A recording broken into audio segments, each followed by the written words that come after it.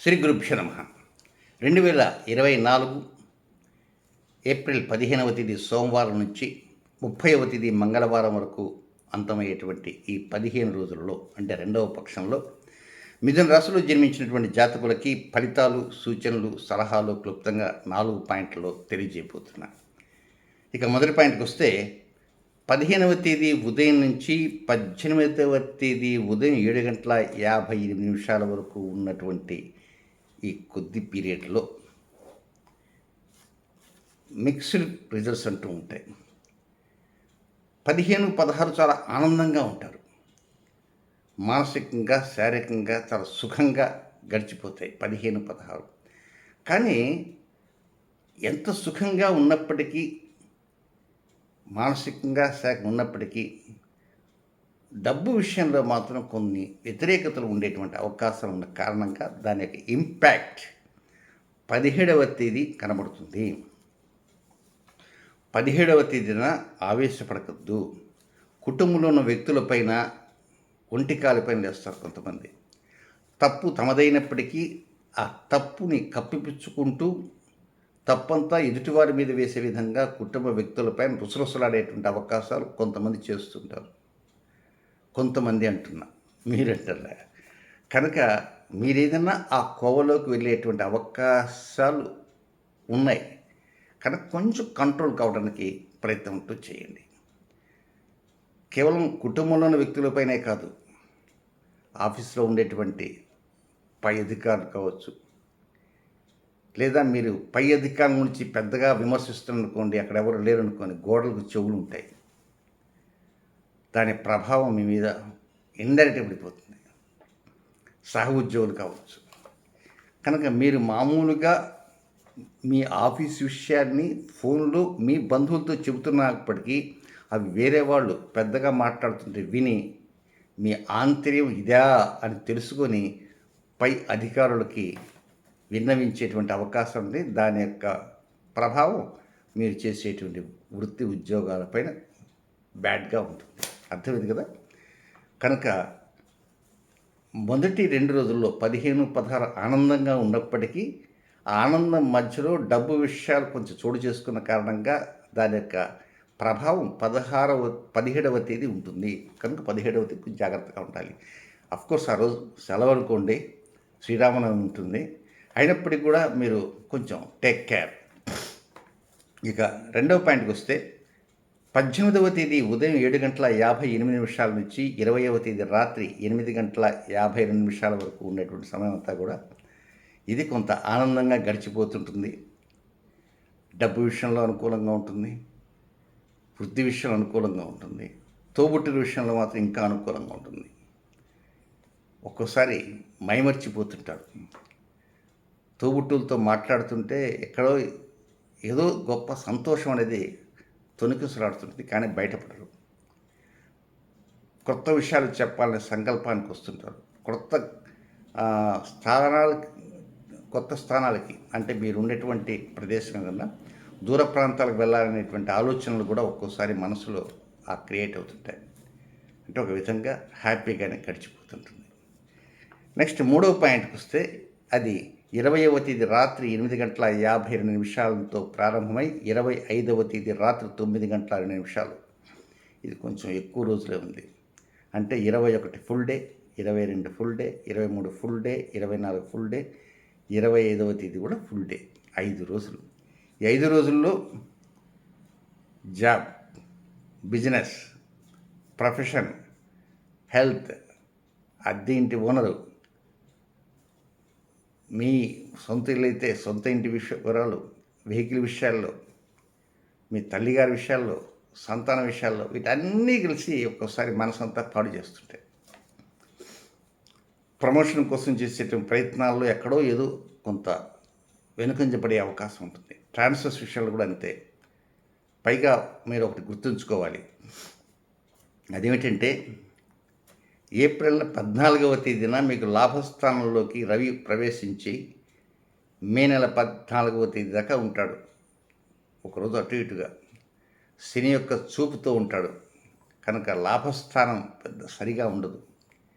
చేసే ప్రయత్నాలు కొంత బెడిసి కొడుతుంటాయి. దాని యొక్క ఇంపాక్ట్ ఈ ఉద్యోగం మీద, వ్యాపారాలపైన ఉంటుంటుంది. కేవలం ఈ 2 రోజులు కాకపోయినా నెక్స్ట్ మంత్ 14 దాకా దాని ప్రభావం ఉంటుంది. దీనికి తోడు మరొకటి కూడా ఉంది. దీనికోసం ప్రత్యేక వీడియో చేయటం అనవసరమని ఆ పాయింట్ ఇప్పుడు చెబుతాను.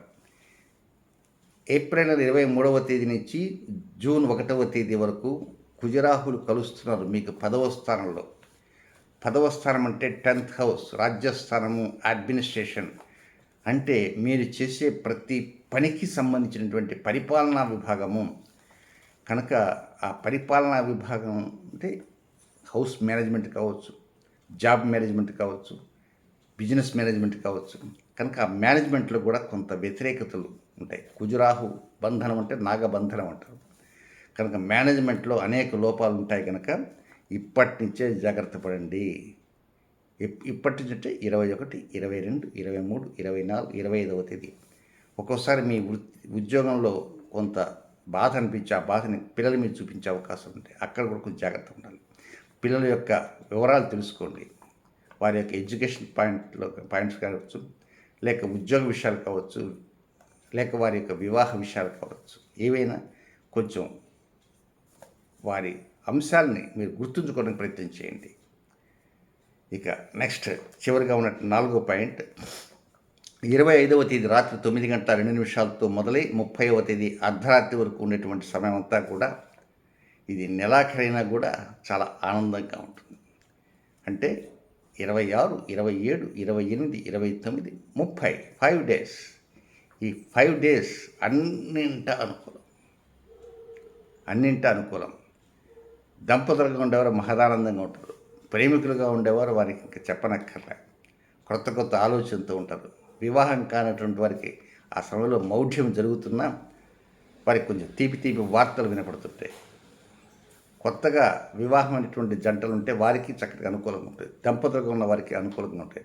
ఇక వ్యాపార భాగస్వాములకే విశేష లబ్ధి కలిగే అవకాశం ఉంది. రుణభారాన్ని తగ్గించుకోవడానికి అవకాశాలు వస్తాయి. శత్రుభారాన్ని తగ్గించుకోవడానికి అవకాశాలు వస్తాయి. ఈ రుణం శత్రువులతో పాటు మరొకటి కూడా ఉంది. అదేమిటంటే ఏదైనా మీకు అనారోగ్యం లాంటిది ఉండి డబ్బు ఖర్చు అవుతూ సరిగా రిపోర్ట్ రాక ఇబ్బంది పడుతున్నారు. కనుక మీరు ఏదైనా రుగ్మత కనుక ఉంటే ఆ రుగ్మత ఖచ్చితంగా తేలేటువంటి అవకాశాలు ఉంటాయి. అంటే అక్కడ కూడా కొంత రిపోర్ట్స్ మీకు సజావుగా అందటమే కాకుండా అనుకూలంగా రిపోర్ట్స్ వచ్చే అవకాశాలు ఉంటాయి. సో ఏది ఏమైనప్పటికీ కూడా చివరి 5 రోజులు మాత్రం అద్భుతమని చెప్పొచ్చు. ఇకపోతే మిథున రాశిలో జన్మించిన జాతకులకి నక్షత్ర ప్రకారంగా ఏ సమయాలు వ్యతిరేకమో అది తెలుసుకుందాం. మిథున రాశిలో జన్మించినటువంటి మృగశిర నక్షత్ర 3, 4 పాదాల్లో జన్మించిన జాతకులకి 19వ తేదీ ఉదయం 10 గంటల 57 నిమిషాల నుంచి 20వ తేదీ మధ్యాహ్నం 5 గంటల 8 నిమిషాల వరకు మరియు 30వ తేదీ ఉదయం నుంచి 30వ తేదీ అర్ధరాత్రి వరకు. ఆ సమయం మాత్రం అనుకూల సమయం కాదు. రొటీన్ కార్యక్రమం మాత్రం చక్కగా చేసుకోవచ్చు. నెక్స్ట్ ఆర్ద్ర నక్షత్రంలో జన్మించిన జాతకులకి 20వ తేదీ మధ్యాహ్నం 2 గంటల 4 నిమిషాల నుంచి 21వ తేదీ సాయంత్రం 5 గంటల 8 నిమిషాల వరకు మాత్రం అనుకూలమైన సమయం కాదు. రొటీన్ కార్యక్రమం మాత్రం చక్కగా చేసుకోవచ్చు. నెక్స్ట్ పునర్వసు నక్షత్రం మొదటి 3 పాదాలు అంటే 1, 2, 3 పాదాలు జన్మించిన జాతకులకి 21వ తేదీ సాయంత్రం 5 గంటల 8 నిమిషాలతో ప్రారంభమై 22వ తేదీ రాత్రి 8 గంటల వరకు ఉండేటువంటి సమయం అనుకూల సమయం కాదు. రొటీన్ కార్యక్రమాలు చక్కగా చేసుకోవచ్చు. ఇవి నక్షత్రాల ప్రకారంగా చెప్పినటువంటి వ్యతిరేక సమయాలు. ఇవి కాకుండా మరొక 3 సమయాలు ఉన్నాయి. ఆ 3 సమయాలు ఎప్పుడంటే అవి ఏ నక్షత్రం వరకైనా ఆ 3 సమయాలు వర్తిస్తాయి. అవి 19వ తేదీ ఉదయం 6 గంటల 46 నిమిషాల నుంచి రాత్రి 8 గంటల 4 నిమిషాల వరకు మొదటి సమయము. ఇక రెండవది 23వ తేదీ ఉదయం అంటే వేకుంజాన 3 గంటల 25 నిమిషాల నుంచి 23వ తేదీ సాయంత్రం 4 గంటల 15 నిమిషాల వరకు. ఇది రెండవది. ఇక మూడవ సమయం 26వ తేదీ రాత్రి 8 గంటల 5 నిమిషాల నుంచి 27వ తేదీ ఉదయం 8 గంటల 17 నిమిషాల వరకు. ఇది కూడా వ్యతిరేక సమయం. కనుక ఈ సమయాల్లో కొంత మీరు జాగ్రత్తలు అంటూ తీసుకోవాలి. రొటీన్ కార్యక్రమం మాత్రం చక్కగా చేసుకోవచ్చు. కొత్త కార్యక్రమాలు శ్రీకారం చుట్టకూడదు. ఒక విషయాన్ని గుర్తుంచుకోండి. 23వ తేదీ నుంచి జూన్ 1వ తేదీ వరకు కుజరాహుల యొక్క కలయిక జరుగుతున్నది. ఏప్రిల్ 14 ప్రారంభమైంది.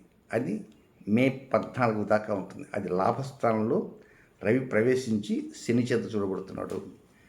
కనుక మీరు ప్రతి విషయంలో ఆచితూచి అడుగులు వేస్తూ చెప్పేటువంటి విషయాల్ని కొంచెం గుర్తుంచుకొని ఎక్కడన్నా వ్యతిరేక సమయం ఉన్నది అంటే ఆ వ్యతిరేక సమయంలో కొంచెం జాగ్రత్తలు తీసుకుంటూ ఉండటానికే ప్రయత్నం చేయండి. శుభం.